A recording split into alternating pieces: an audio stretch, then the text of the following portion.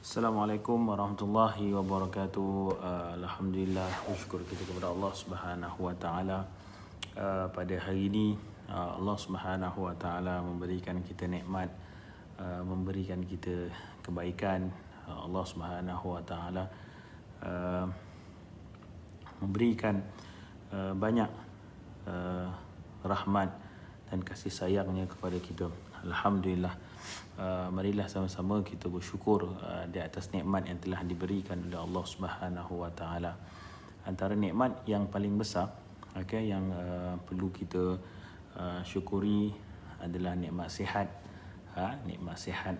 Nah, ketika mana kalau kita tengok sekarang ni kita diuji oleh Allah Subhanahu wa taala dengan diuji oleh Allah Subhanahu wa taala dengan virus COVID-19. Tapi dalam jutaan rakyat di Malaysia, ada mereka yang kena, ada mereka yang terselamat. Maka kita di kalangan orang yang terselamat daripada terkena ujian Allah Subhanahu wa taala, maka kita perlu bersyukur di atas nikmat tersebut. Kalau kita bersyukur, Allah Subhanahu wa taala sebut la in syakartum la azidannakum wa la in kafartum inna azabi lasyadid. Kalau kita bersyukur, maka Allah akan tambah. Kalau kita bersyukur, maka Allah akan berikan lagi kesihatan kepada kita. Tapi kalau kita tak bersyukur, kita jenis tak bersyukur, kita tak rasa bahawa apa yang ada sekarang ni merupakan nikmat daripada Allah, maka takut-takutlah kalau kita nanti Allah ujikan. Dan ujian ni jangan kita fikir pada waktu ni hanya ujian COVID. Banyak lagi ujian. Ada di antara kita yang diuji dengan keuangan, ada yang di antara kita diuji dengan kekeluargaan, ada di antara kita yang diuji dengan kerja dan sebagainya. Betul? Kan? Kita diuji, semua orang diuji sebenarnya. Sama ada kena COVID, tak kena COVID pun mungkin bekerja, orang yang bisnes, orang yang daripada aspek ekonomi dan keuangan. Saya percaya dalam bulan Ramadan ni berapa ramai orang terkesan dengan ekonomi, dengan masalah perniagaan. Kalau kita lihat kerajaan dah banyak membantu, meringankan kita, tetapi saya pasti benda tu mesti ada kesannya.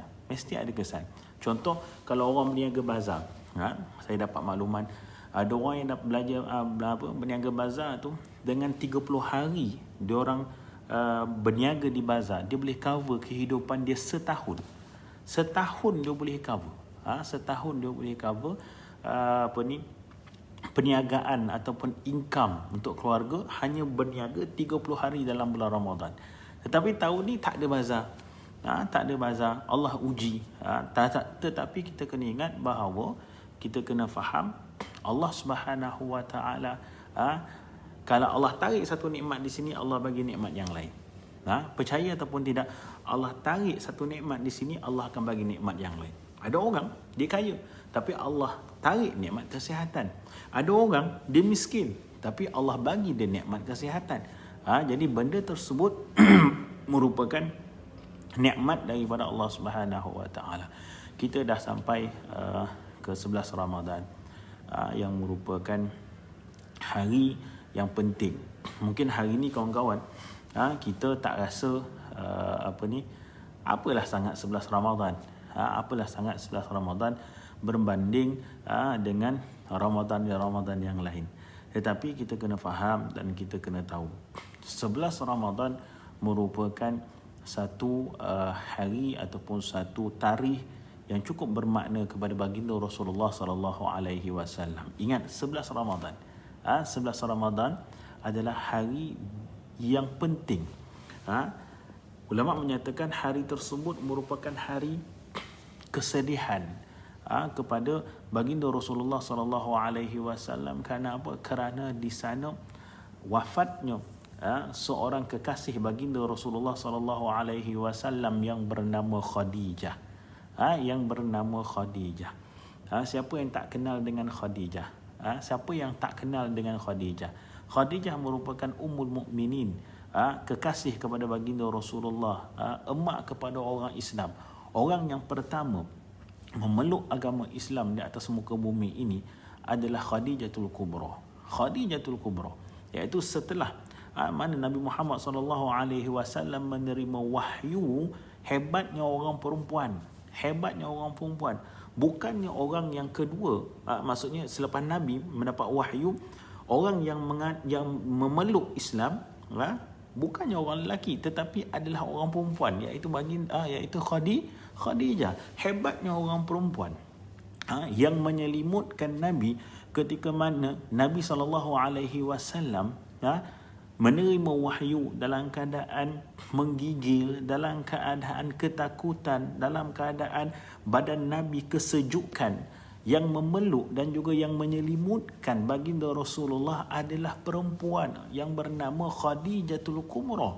Khadijah, bukannya lelaki, bukannya seorang pemuda, tetapi seorang yang berumur, seorang perempuan yang memeluk baginda Rasulullah sallallahu alaihi wasallam.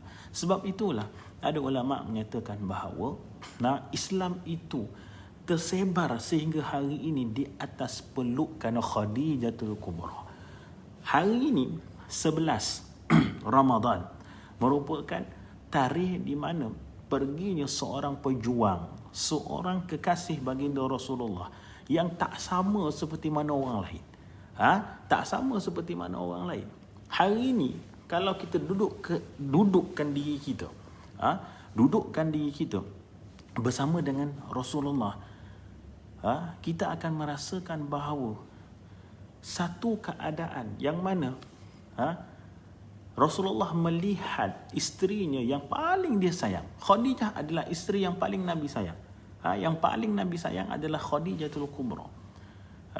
Yang mana Khadijah ni, kalau kita tengok sejarahnya, Khadijah ni seorang bangsawan, seorang yang hebat, seorang yang mempunyai kedudukan di kota Makkah. Beliau memilih baginda Rasulullah sallallahu alaihi wasallam. Khadijah seorang perempuan yang hebat. Hebat macam mana? Kita sendiri pun takkan mampu jadi seperti mana Khadijah. Tak mampu jadi seperti mana Khadijah. Sebab Khadijah mengeluarkan segala hartanya untuk Islam.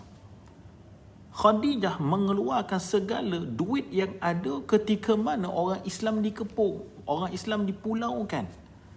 Khadijatul Kubra mengeluarkan apa yang ada dalam diri dia untuk menjaga dakwah suami tercinta baginda Rasulullah sallallahu alaihi wasallam. Hebat Khadijah ni tuan-tuan. Hebat Khadijah. Hari ni orang tak kenal hari ni kemungkinan orang dah sibuk keluar, sebab apa? PKPB dah keluar, dah sibuk dengan kemungkinan, walaupun kita tak tahu lagi boleh beraya ataupun tidak, dah sibuk dengan baju raya. Dia lupa bahawa 11 Ramadan ini ada ulama menyatakan bahawa di sana berlakunya satu peristiwa, iaitu kewafatan Sayyidatina Khadijatul Kubra, seorang perempuan yang cukup hebat. Nabi SAW sayang kepada Khadijah ni tak sama sayang Nabi kepada isteri-isteri yang lain. Sehingga kan diceritakan bagaimana keadaan Aisyah cemburu dengan Khadijah. Sayyidatina Aisyah yang cerdik, yang rupawan, yang muda, cemburu dengan Khadijah. Kerana apa? Sebab baginda Rasulullah sallallahu alaihi wasallam sentiasa mengingati Khadijah. Khadijah ni tuan-tuan, kawan-kawan semua, Khadijah, hebatnya Khadijah. Khadijah ni mengeluarkan semua hartanya untuk membantu baginda Rasulullah. Sebab itulah hari ini solat kita di atas duit Sayyidatina Khadijah, puasa kita di atas duit Sayyidatina Khadijah. ibadat kita di atas perjuangan Sayyidatina Khadijah. Hebat. Betul lah kalau orang kata kekuatan seseorang suami itu di belakangnya ada seorang isteri yang bersama. Ia dibuktikan oleh baginda Rasulullah sallallahu alaihi wasallam.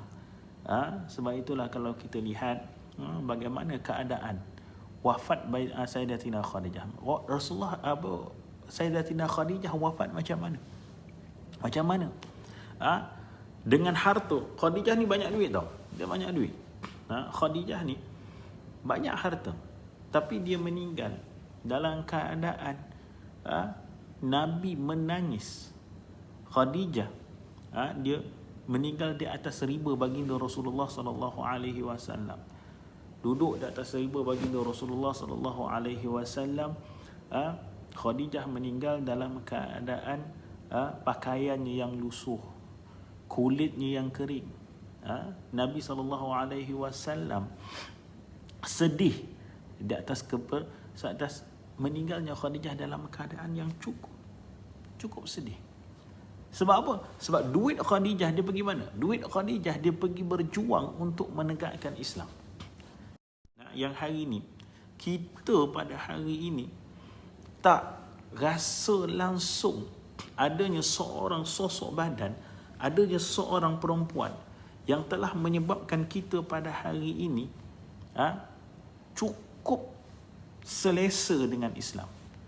Sebab itulah rakan-rakan yang dirahmati Allah Subhanahu wa taala, saya nak mengajak kepada semua, ingatlah apa yang telah dilakukan oleh pejuang-pejuang Islam, ahli keluarga baginda Rasulullah sallallahu alaihi wasallam, seperti mana Khadijah. Contohi, Khadijah bukan sekadar wanita yang perlu contohi, tak mesti perempuan lah contoh Khadijah. Sebab apa? Khadijah tu perempuan, tak.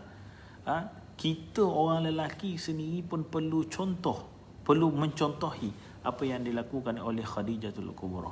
11 Ramadan dikatakan oleh ulama sebagai satu hari yang mana hari tersebut merupakan hari kesedihan kepada baginda Rasulullah sallallahu alaihi wasallam kerana perginya kekasih Rasulullah yang bernama Khadijah. Hebat Khadijah ni tuan-tuan. Kita boleh baca sejarahnya. Kita boleh lihat pujian-pujian ulama kepada Sayyidatina Khadijah. Orang pertama yang memeluk agama Islam, orang pertama yang meyakinkan Islam kepada baginda Rasulullah. Khadijah meyakinkan Islam. Khadijah menyejukkan, menenangkan Islam yang datang kepada baginda Rasulullah sallallahu alaihi wasallam. Maka tuan-tuan, 11 Ramadan jangan pernah kita lupa. 11 Ramadan jangan kita abaikan. 11 Ramadan janganlah kita tuan-tuan meninggalkan apa yang diajar ataupun apa yang berlaku kepada baginda Rasulullah sallallahu alaihi wasallam. Maka jomlah kita tuan-tuan jadi seperti mana Khadijatul Kubra. Jomlah kita tuan-tuan cuba jadi seperti mana Sayyidatina Khadijah, membelanjakan hartanya, membelanjakan duitnya, mengeluarkan segala apa yang ada dalam diri dia untuk mempertahankan baginda Rasulullah, untuk mempertahankan baginda Rasulullah. Hebat. Sebab itulah tuan-tuan saya kata, Rasulullah, Khadijah, sahabat-sahabat Nabi yang lain tuan-tuan, mereka ni tak memerlukan kita. Mereka tak memerlukan kita. Sebab apa? Sebab segala apa yang berlaku pada diri kita pada hari ini, solat kita, semayang kita, puasa kita, zakat kita, haji kita, umrah kita, semua pahala tersebut akan sampai kepada Nabi SAW yang mengajar, akan sampai kepada Khadijah kerana menginfakkan hartanya kepada Islam, akan sampai kepada sahabat-sahabat Nabi yang berjuang dalam mempertahankan Islam. Hari ini tuan-tuan, kita tak berperang. Kita tak berperang. Adakah hari ini kita kena perang, pegang pistol, pegang parang? Tak. Kita tak berperang untuk mempertahankan Islam dengan cara fizikal. Dengan cara fizikal. Hari ini tak. Hari ini kita berperang dalam mempertahankan Islam dengan cara fikrah, dengan cara pemikiran. Dengan apa? Dengan melahirkan golongan-golongan hufazul Quran. Dengan cara apa? Dengan melahirkan institusi-institusi yang mempertahankan Al-Quran dan juga hadis. Hari ini kita kena sediakan macam tu. Peperangan kita adalah peperangan fikrah, peperangan fikiran.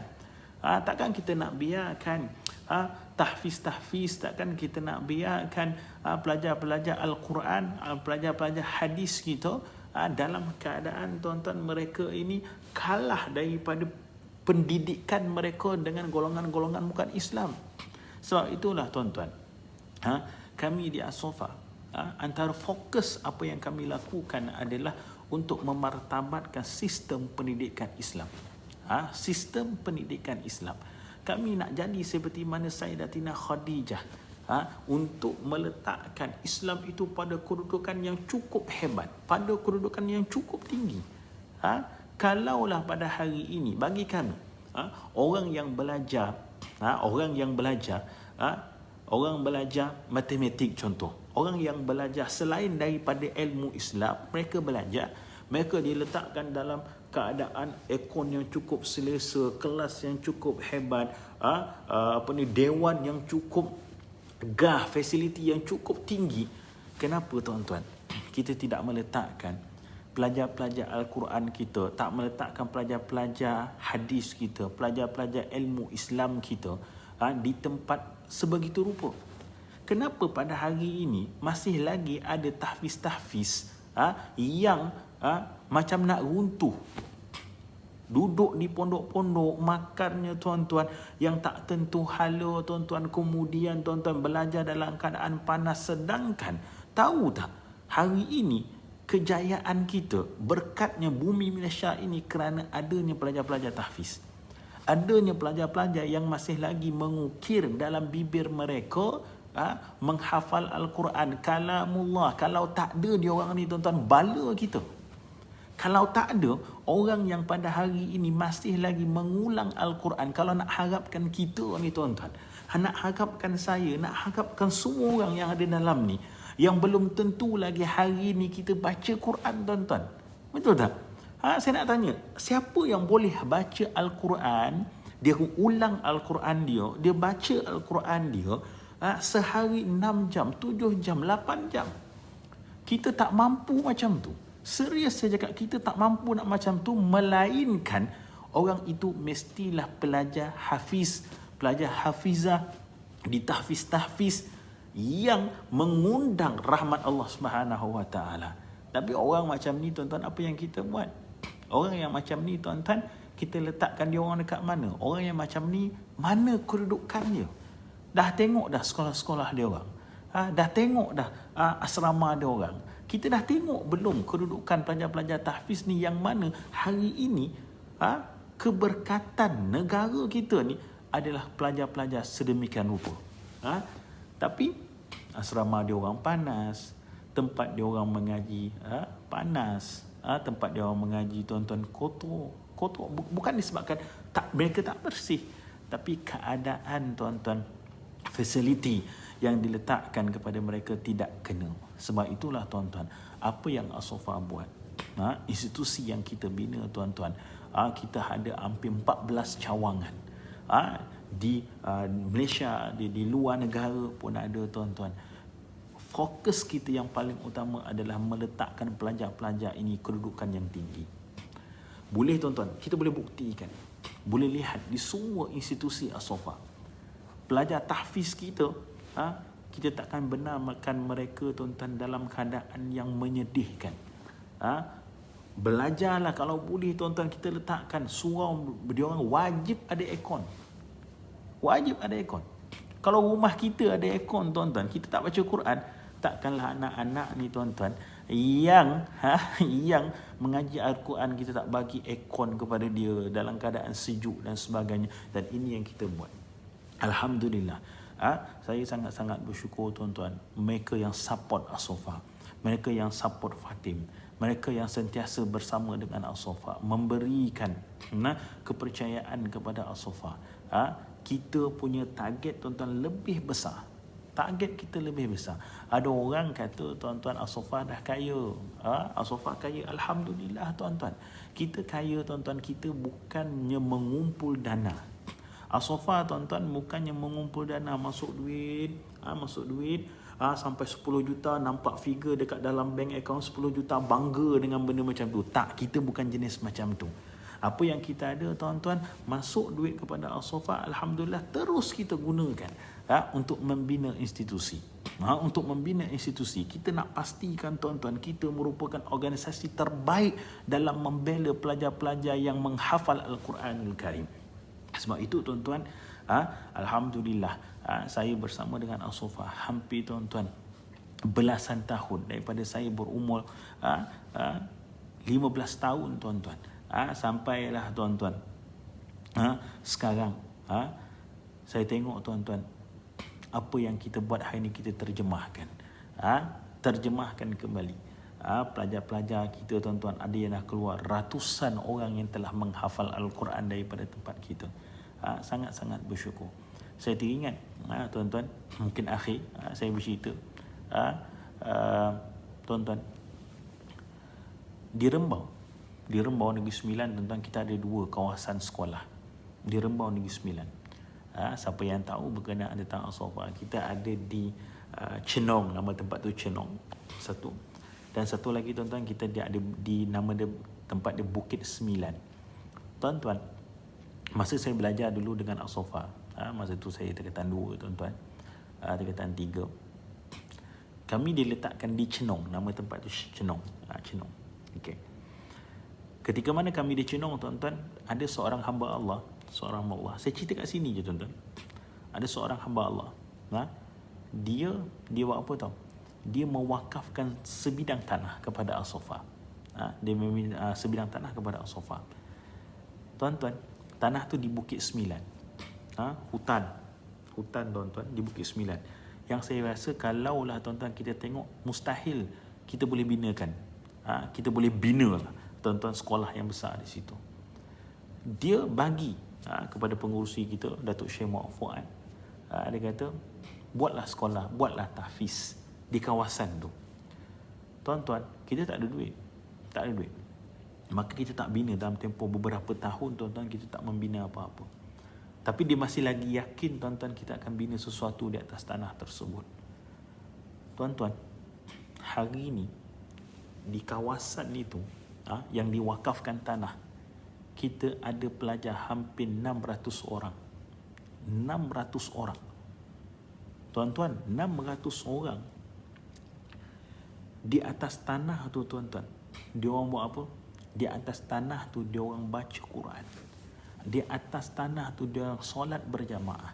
Di atas tanah tu tuan-tuan, mereka belajar berkenaan tentang hadis baginda Rasulullah sallallahu alaihi wasallam. Di atas tanah yang diwakafkan. Saya dengar cerita tuan-tuan, orang yang mewakafkan tanah tu tuan-tuan, dia meninggal dalam keadaan dia sedang membaca Al-Quran. Dia meninggal dalam keadaan dia sedang membaca Al-Quran. Dia bukan hafiz Quran. Dia bukan orang yang hafal Quran. Tapi tuan-tuan, kita cuba bayangkan, dia dah meninggal. Lelaki tersebut dah meninggal dunia. Tetapi tuan-tuan, walaupun dia dah meninggal dunia tuan-tuan, setiap hari di atas tanah dia ada orang yang baca Al-Quran, ada orang yang baca hadis, ada orang yang solat berjamaah di atas tanah dia. Bagaimana tuan-tuan mulianya dia, bagaimana tingginya kedudukan dia, bagaimananya indahnya dia tuan-tuan di dalam kubur. Sebab apa tuan-tuan? Dia dah meninggal dunia, tapi atas tanahnya setiap hari ada orang yang sedang baca Quran. Tuan-tuan, kita tak minta untuk orang bagi tanah kepada kita tuan-tuan. Tapi tuan-tuan, apa yang saya nak ingatkan, jom kita jadikan di atas duit kita terbinanya pelajar-pelajar tahfiz. Di atas duit kita terbinanya tuan-tuan orang-orang yang menjaga kalamullah. Tak kisah.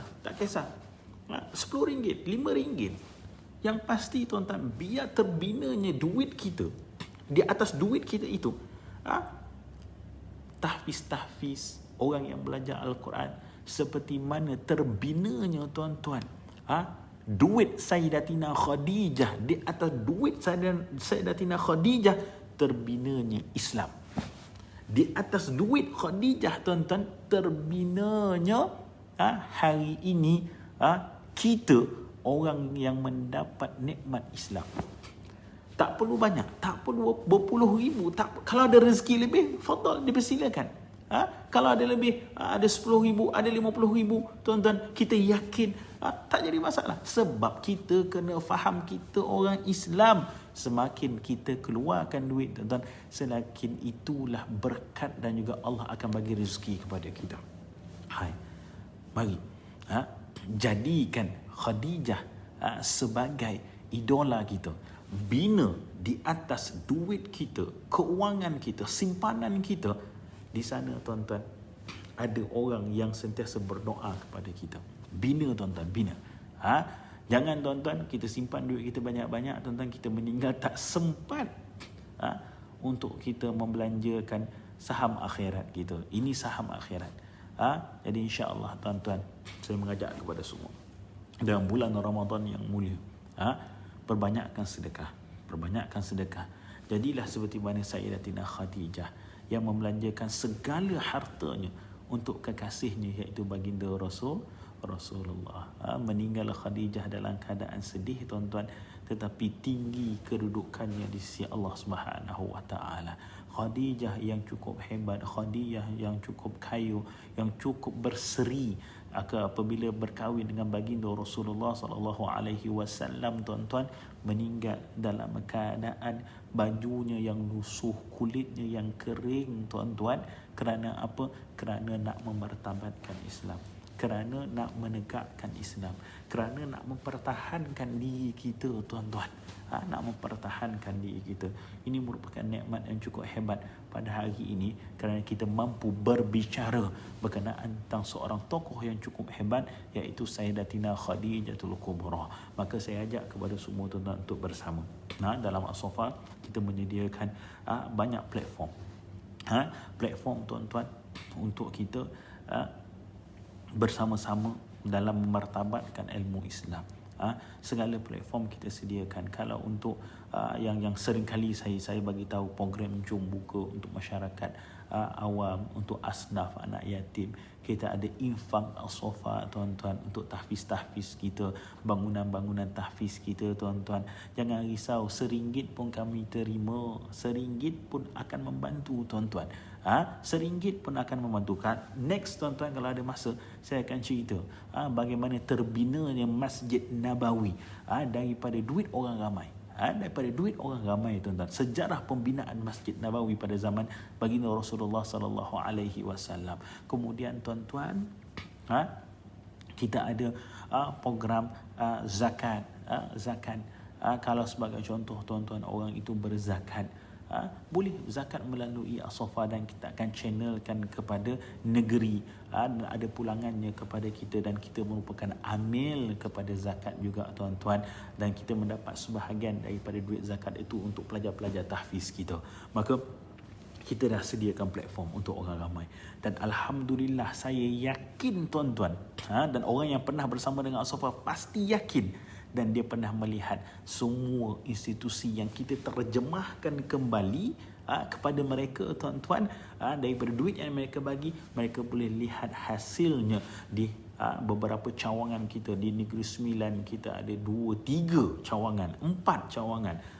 Di Selangor kita ada pelajar-pelajar kita, tuan-tuan, dan sebagainya. Moga Allah Subhanahu wa taala merahmati kita, dan Allah Subhanahu wa taala menjadikan kita insan yang hebat dan insan yang mengikut seperti mana Ummul Mukminin, kekasih baginda Rasulullah Sayyidatina Khadijatul Kubra. Terima kasih kepada semua yang bersama dengan saya. Insya-Allah saya akan sharekan dalam link saya follow page Yayasan Sofa, follow page Fatim, dan saya merupakan salah seorang wakil yang menyampaikan apa yang dilakukan oleh Yayasan Sofa. Moga Allah Subhanahu Wa Taala mempermudahkan segala urusan kita, dan Allah Subhanahu Wa Taala meletakkan kita di pada kedudukan yang tinggi, dan Allah menerima segala ibadat yang sedang kita lakukan. Terima kasih kepada semua yang bersama dengan saya pada tengah hari yang mulia ini. Moga Allah menjadikan kita manusia yang hebat dan Allah bersama dengan kita.